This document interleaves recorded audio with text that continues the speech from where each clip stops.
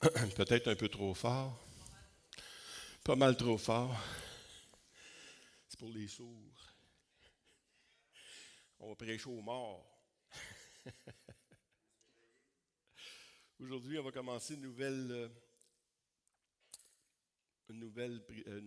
série. Salut Stéphane. On s'en va vers une série de 2 Corinthiens.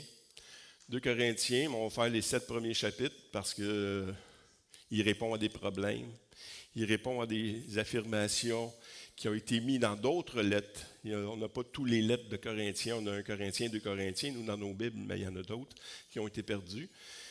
Et aujourd'hui, on va aller voir ce passage. Je vais le lire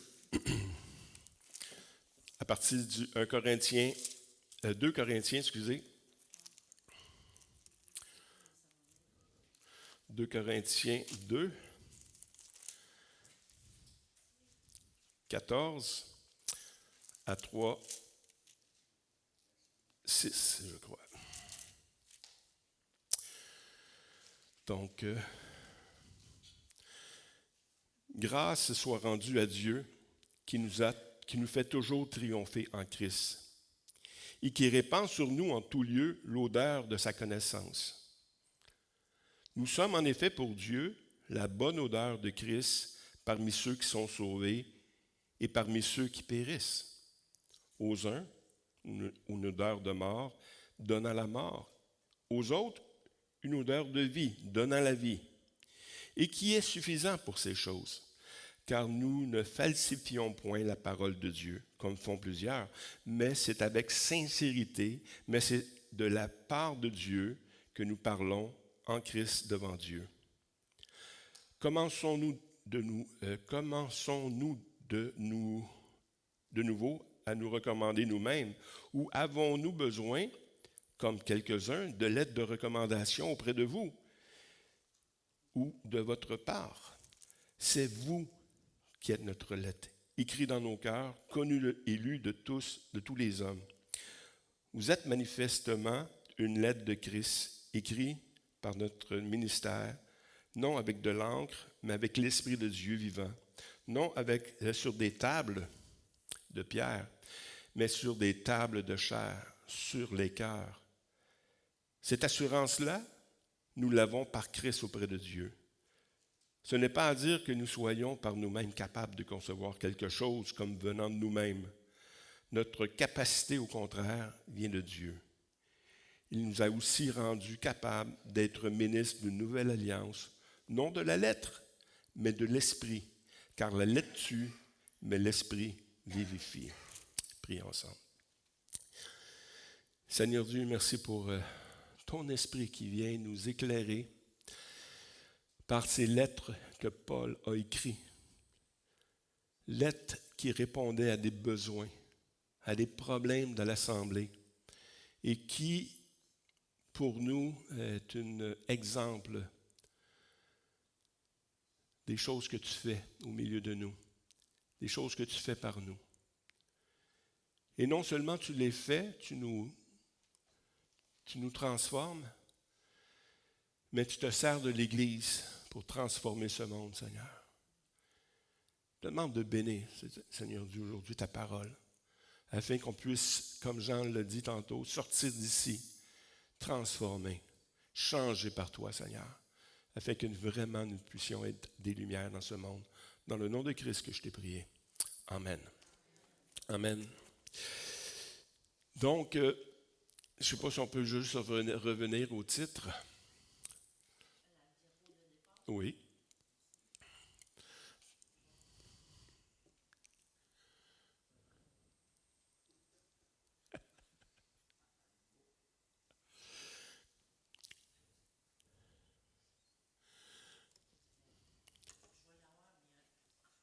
Tantôt. Je ne sais pas moi non plus, si on le savait. C'est pas grave. Le titre du message aujourd'hui, c'est l'œuvre de Dieu dans le serviteur et dans le monde. Parce que les deux sont étroitement liés. On n'est pas là pour nous-mêmes. On ne reçoit pas les dons de Dieu pour nous-mêmes, mais pour être revêtus de quelque chose qui nous dépasse. Hein? Serviteur de Dieu est dans le monde, l'œuvre de Dieu. C'est son œuvre à lui. Ce n'est pas nous qui doit produire un fruit. Ce n'est pas nous qui devons exceller dans le ministère. Mais lui, à travers nous, va faire des grandes choses. Mais il faut quand même se rendre disponible. Il faut quand même se rendre obéissant. On va y aller avec le premier, 2 Corinthiens 2, 14 à 15. Grâce soit rendue à Dieu qui nous fait toujours triompher en Christ et qui répand par nous, en tout lieu, l'odeur de sa connaissance. Nous sommes en effet pour Dieu la bonne odeur de Christ parmi ceux qui sont sauvés et parmi ceux qui périssent. Donc, je ne sais pas, tu es un petit peu trop loin. Tu peux redescendre encore à 2 Corinthiens 2, plus loin. Donc, il dit, Dieu, il nous fait toujours triompher en Christ. Est-ce que vous êtes toujours triomphant?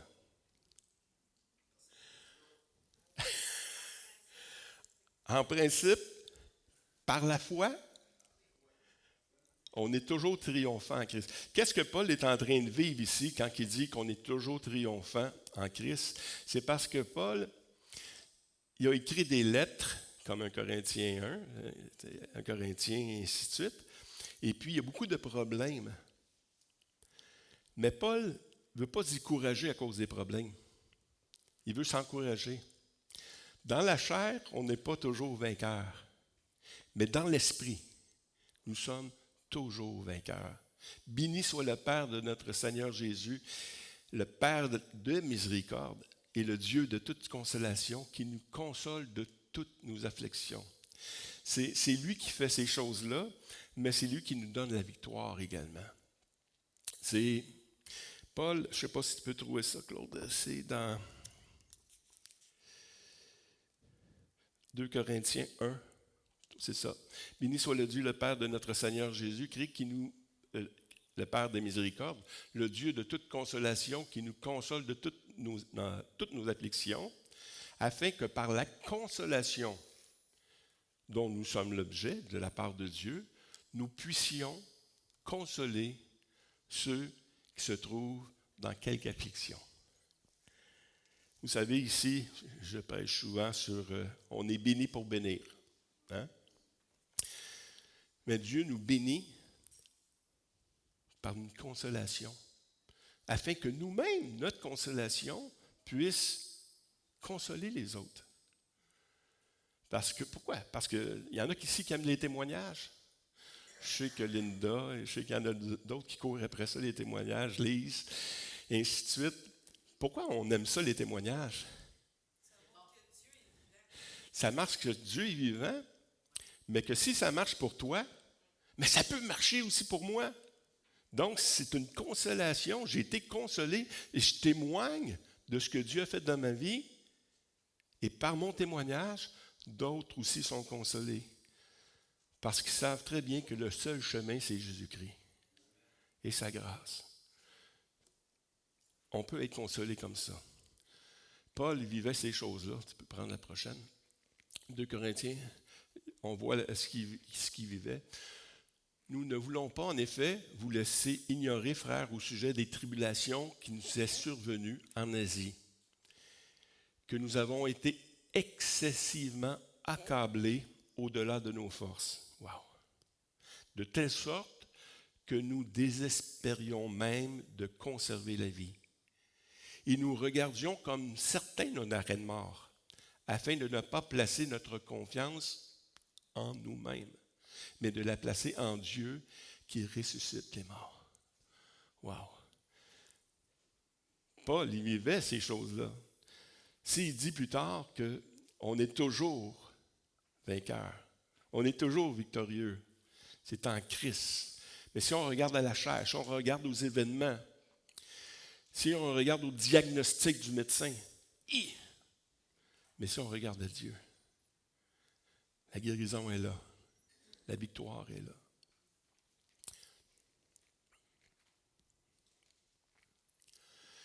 Mais dans toutes ces choses, nous sommes plus que vainqueurs, disait dans la lettre aux Romains. Par celui qui nous a aimés, car j'ai l'assurance que ni la mort, ni la vie, ni les anges, ni les dominations, ni les choses présentes, ni les choses à venir, ni les puissances, ni la hauteur, ni la profondeur, ni aucune autre créature ne pourra nous séparer de l'amour de Dieu manifesté en Jésus-Christ, notre Seigneur. Wow! J'ai cette assurance-là. On développe cette assurance-là dans notre relation avec Dieu. Souvent, je vois des chrétiens qui considèrent la vie chrétienne quasiment comme un livre. C'est le livre, puis moi. On vit notre relation avec le Seigneur. Et plus nous vivons cette relation-là, plus ça fait grandir en nous cette assurance-là. C'est ça la foi. La foi vient de ce qu'on entend. Ce qu'on entend vient de la parole de Christ. Tu mets ta foi en application, et là, tu vois qu'il produit quelque chose. Mais c'est jamais acquis. On a souvent la victoire, supposons, dans les finances. Hein? Dans les finances. Ça n'arrive pas. Écoute, tu as des factures, ça n'arrête pas. Tu pries le Seigneur. Seigneur, tu connais mes besoins. Je ne peux pas travailler plus que 24 heures. Je ne peux pas travailler plus que ma condition physique me le permet. Je te remets mes soucis. Et là, comme beaucoup de témoignages, il y a des choses qui rentrent. Là, tu connais le Seigneur. Tu as la victoire. Tu as quelque chose que tu vois que Dieu prend soin de toi. Mais ce n'est pas acquis. C'est que plus tard, des années peut-être plus tard, tu revis la même situation. Les factures rentrent. Le chèque commence à venir en dedans de toi. Comment je vais faire? Puis le Seigneur te rappelle, regarde-moi. Je vais prendre soin de toi. Et puis ça, c'est l'attitude qu'on devrait avoir en tant que chrétien. Pas le chèque, la foi, l'assurance que Dieu pourvoit nos besoins. L'assurance que, tu sais, des fois, on a des maladies. Tu peux avoir un rhume, tu guéris du rhume, c'est correct. Mais quand tu as des choses graves qui arrivent dans ta vie, puis il dit, écoute, il te reste 3 mois à vivre. Oh! Est-ce qu'on est capable de dire, j'ai l'assurance? Je parlais souvent avec mon frère Stéphane et sa femme Lucie qui ont passé par beaucoup de choses. Puis on sait très bien que malgré ce qu'on passe avec le Seigneur, on est toujours gagnant. Si je guéris, je suis gagnant. Si je meurs, je suis gagnant. Parce que je suis dans la présence du Seigneur. Je suis là. Fait que peu importe, j'ai cette assurance-là que peu importe ce qui va arriver, je suis vainqueur. Et puis, cette assurance-là que Paul avait, il pratiquait aussi. Hein? Il avait été mis en prison. Le geôlier, ayant reçu cet ordre, les jeta dans la prison intérieure et leur mit les ceps aux pieds. Vers le milieu de la nuit, Paul et Silas priaient et chantaient les louanges du Seigneur, les louanges de Dieu. Et les prisonniers les entendaient. Ça, c'est l'attitude d'un chrétien qui a connu réellement son Dieu.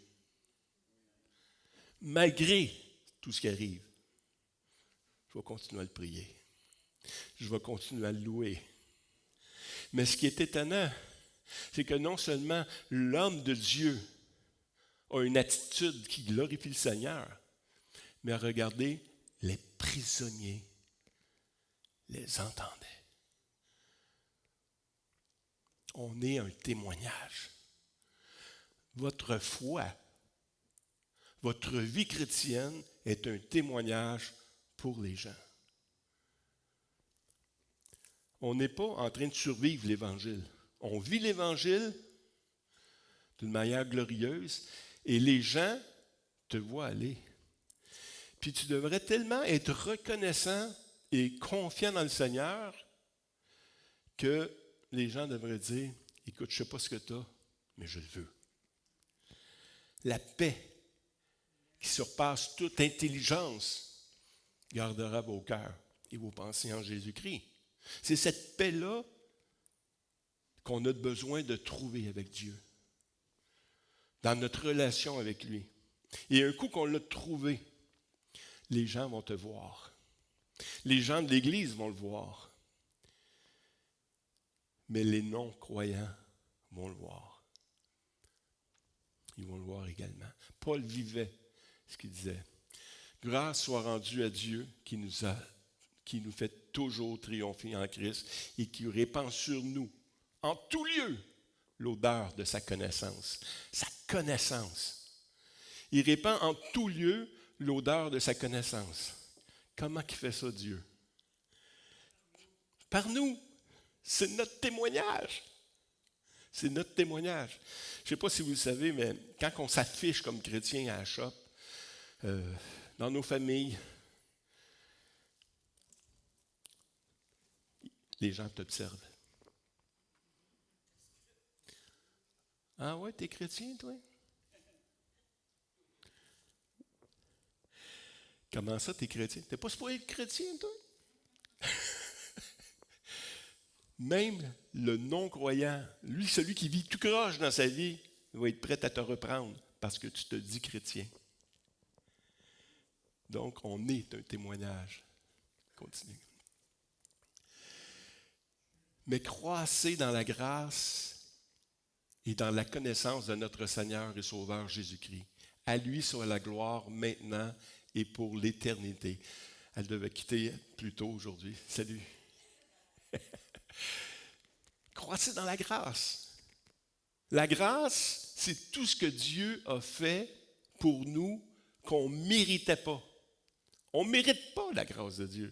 La grâce, c'est une faveur imméritée. Mais pour l'avoir connue, c'est la connaissance. Quand on s'énerve, quand on craque, nous montrons qu'on ne connaît pas le Seigneur. Mais quand on a la paix, quand on se réjouit, quand on est capable de démontrer par notre attitude, non, Seigneur, il est là. Il est là, il fait tout pour nous. Continue.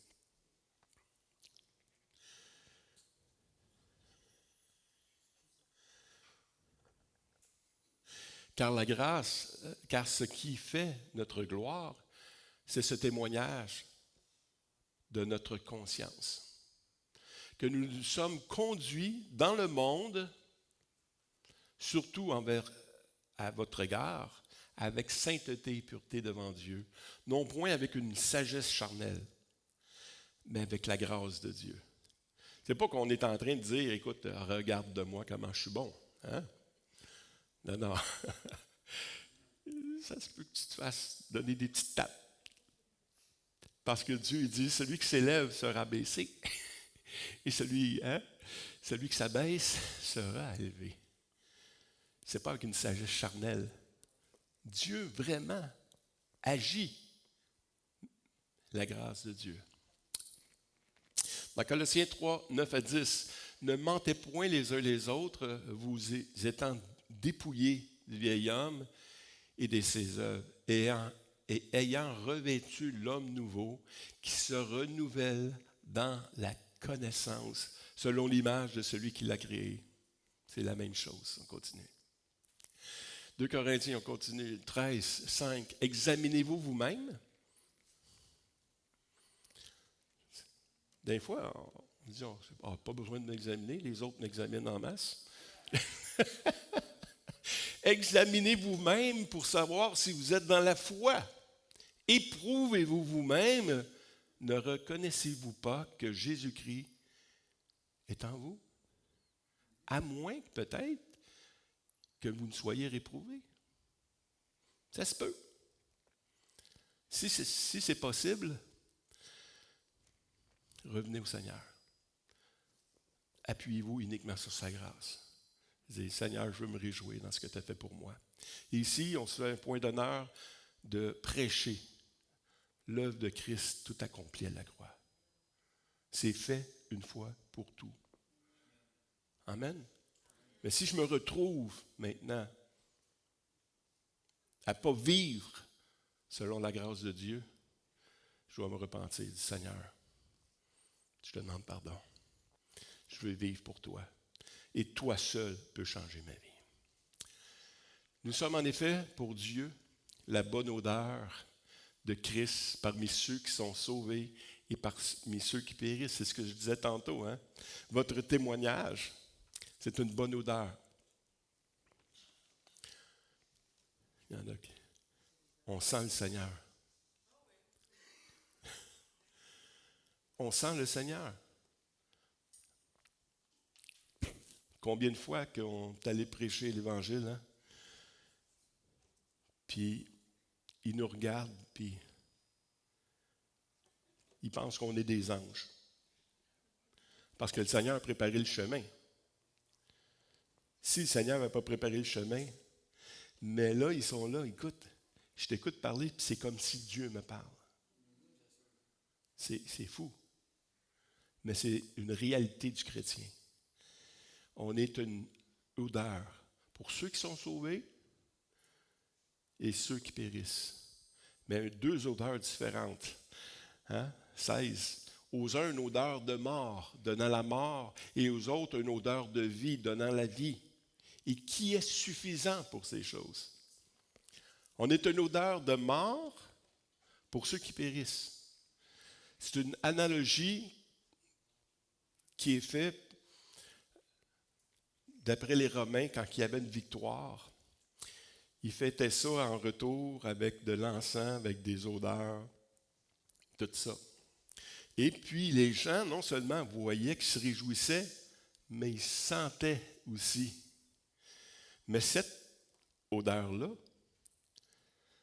c'était aussi une odeur de mort pour ceux qui périssent, pour ceux qui ont perdu le parti, pour ceux qui ont été massacrés. Leur réjouissance t'emmène dans ta défaite. Donc, ça peut être une odeur de mort. C'est une analogie que plusieurs commentateurs ont fait, mais je crois que c'est réel aussi, dans le sens que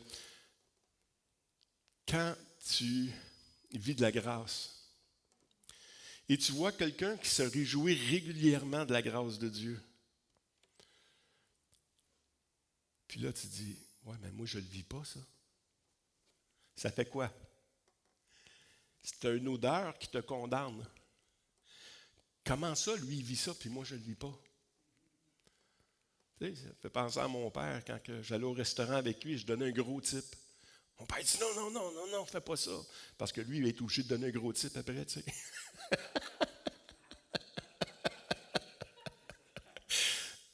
Mais voyez-vous, quand on vit la grâce de Dieu, ça produit deux choses. Une odeur de mort. Ça veut dire que ça me dit que j'ai pas la vie. J'ai pas la vie. Mais ceux qui ont la vie, hey, eux autres se réjouissent avec ça. Cette semaine, mercredi, on étudiait un passage de Ésaïe 53. Ésaïe 53 qui nous parle que Jésus, il nous parle de Christ tout le long. Mais les Juifs ne sont pas capables de reconnaître ça. Puis j'ai vu plusieurs vidéos des Juifs, des chrétiens qui exposaient ce texte-là à des Juifs. Puis là, on ne peut pas l'interpréter, ce texte-là. Ça prend quelqu'un, des rabbis, des rabbins, puis des... Nous, on ne peut pas l'interpréter. Ben oui, mais tu vois très bien que c'est Christ. Il est sans péché. Est-ce qu'Israël était sans péché? Pas du tout. Mais cette odeur-là, ça les condamne. C'est pour ça qu'on ne veut pas le voir. car nous ne falsifions point la parole de Dieu, comme font plusieurs, mais c'est avec sincérité. Mais c'est de la part de Dieu que nous parlons en Christ devant vous.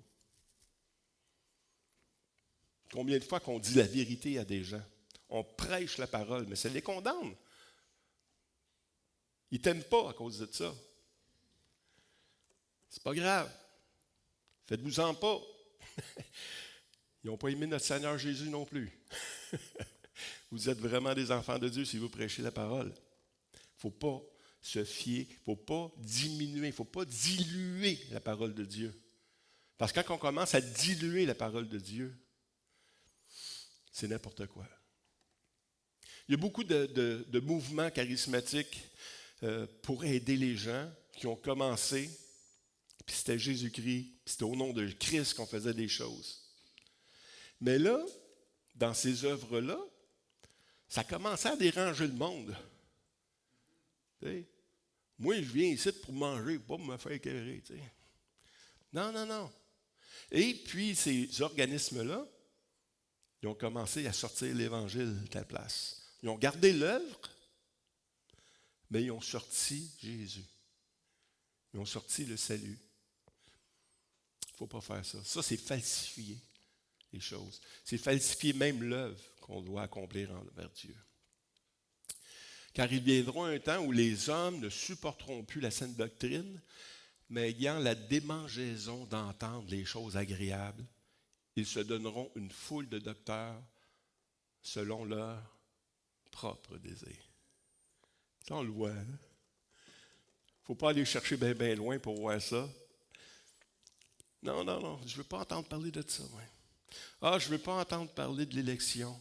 Ah, je ne veux pas entendre parler de telle doctrine. Ah, je ne veux pas entendre... Non, écoute. Soit tu crois la parole de Dieu au complet, ou soit tu arraches des feuilles dedans. Parce qu'elle est vraie d'un bout à l'autre.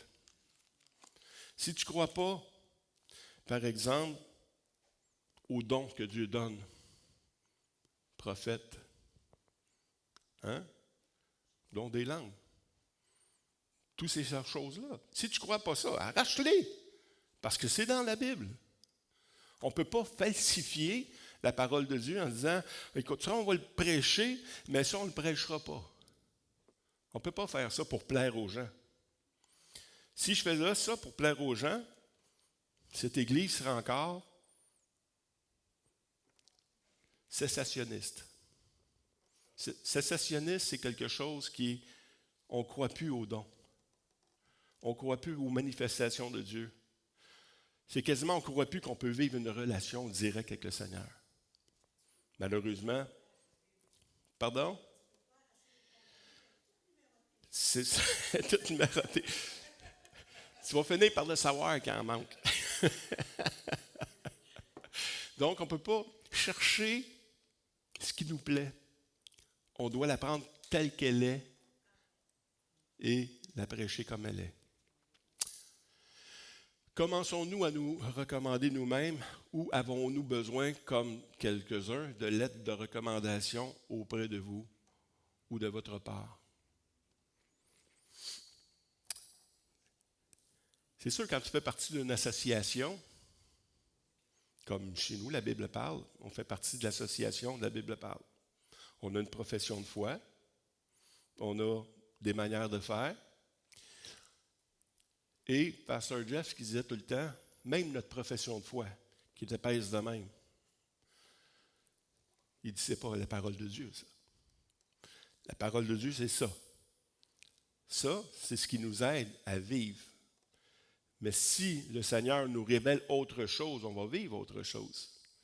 Il ne faut pas falsifier les choses, même si on a beaucoup d'héritage, même si on a beaucoup de choses qui viennent d'ailleurs. Ma voix pâlit, hein? Oui. Mario me l'a dit. Il m'avait averti, Mario. C'est vous qui êtes notre lettre écrite dans nos cœurs, connue et lue de tous les hommes. Vous êtes manifestement une lettre de Christ, écrite par notre ministère, non avec de l'encre, mais avec l'Esprit de Dieu vivant, non sur des tables de pierre, mais sur des tables de chair. Oups, t'as changé de diapo? Oui. Je ne le sais pas tout par cœur. Juste avant. Bon. Donc, qu'est-ce que Paul est en train de dire aux Corinthiens? Comme j'ai dit depuis le début, vous êtes la preuve. J'ai entendu quelqu'un dire ça quelque part. Peut-être que vous êtes la seule évangile que les gens dans le monde vont lire. C'est votre comportement. Est-ce que c'est un évangile qui est conforme à la parole de Dieu? Si vous êtes conforme à la parole de Dieu, elle va être conforme. Mais vous êtes la seule vraie parole appliquée. Donc, vous êtes vous, ces choses-là. Continue. Cette assurance-là, nous l'avons par Christ auprès de Dieu. Ce n'est pas à dire que nous soyons par nous-mêmes capables de concevoir quelque chose comme venant de nous-mêmes. Notre capacité, au contraire, vient de Dieu. Wow. Tu restes branché à lui, la lumière va faire quelque chose. Débranche ça, tu vas revenir comme tu étais avant. Tu ne brilleras pas.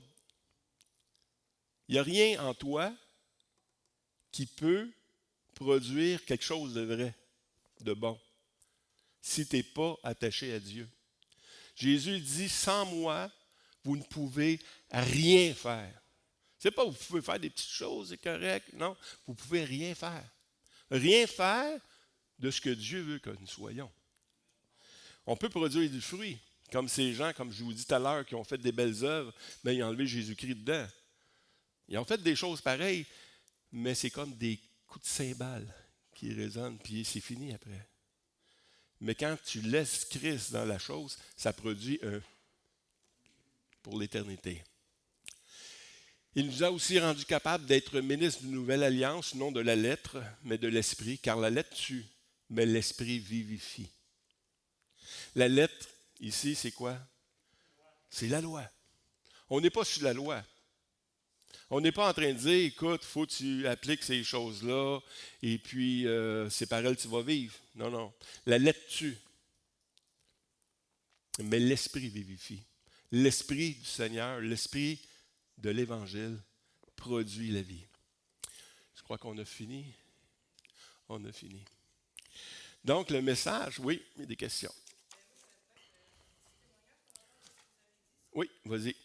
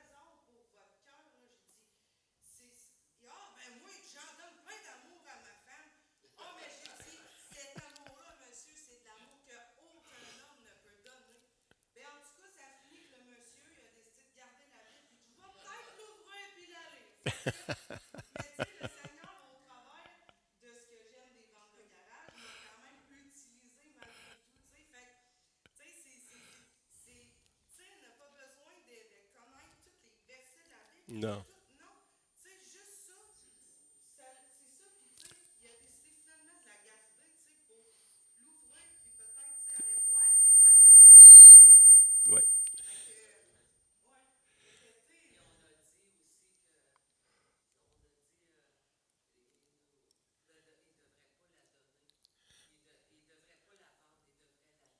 Ben oui, parce qu'il a eu gratuitement en plus, probablement. Donc, Seigneur Dieu, merci pour ta parole encore une fois qui vient transformer nos vies. C'est quelque chose que toi seul peux faire. Comme on a lu, c'est pas qu'on croit que ça vient de nous, mais notre capacité vient de toi, Seigneur. De t'honorer, de te glorifier, d'être cette lumière qui brille dans cette obscurité. Viens te servir de nous, Seigneur Dieu. Viens te servir de nous, afin qu'un plus grand nombre soit encore sauvé dans nos entourages, dans le nom de Christ. Amen. Amen. Donc,